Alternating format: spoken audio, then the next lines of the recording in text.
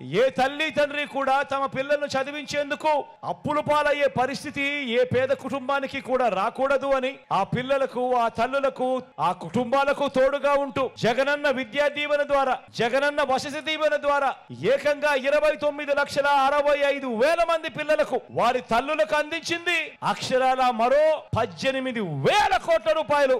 జగన్మోహన్ రెడ్డి గారు, మీరు విద్యా వ్యవస్థ గురించి మాట్లాడుతూ వసతి దీవెన గురించి, విద్యా దీవెన గురించి చాలా పెద్ద పెద్ద మాటలు మాట్లాడుతూ ఉన్నారు. ఒకటి తెలుసుకోండి అయ్యా జగన్మోహన్ రెడ్డి, నువ్వు ఈరోజు మాట్లాడుతున్న వసతి దీవెన, విద్యా దీవెన ఇది నీ యొక్క పేపర్ యొక్క రేట్లు పెంచుకోవడానికి, అదేవిధంగా నీ యొక్క పేపర్లో యాడ్లు ఇచ్చుకోవడానికి, నీ పబ్లిసిటీ కోసం తప్పితే నిజంగా దాంట్లో నీకు చిత్తశుద్ధి ఉందా? ప్రాపర్గా ఉన్న ఫీజు రియంబర్స్మెంట్ విధానాన్ని రద్దు చేసి ఈరోజు వసతి దీవెన, విద్యా దీవెన అది బటన్ నొక్కుతున్నా అని చెప్పి ఆ నొక్కిన బటన్ ఏమో నీ జోబీలోకి వెళ్తున్నాయి కానీ పేదవాళ్ళ అకౌంట్లో ఏ రోజు పడలేదయ్యా.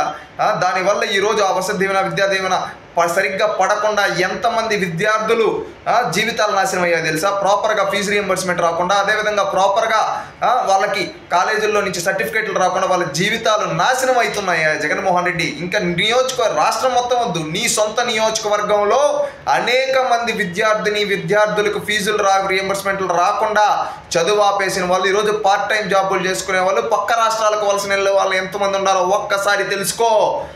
నీకు ఓట్టేసిన నీ నియోజకవర్గంలో ప్రజలకే న్యాయం చేయలేని నువ్వు, విద్యార్థులకు న్యాయం చేయలేని నువ్వు ఒక ముఖ్యమంత్రివా?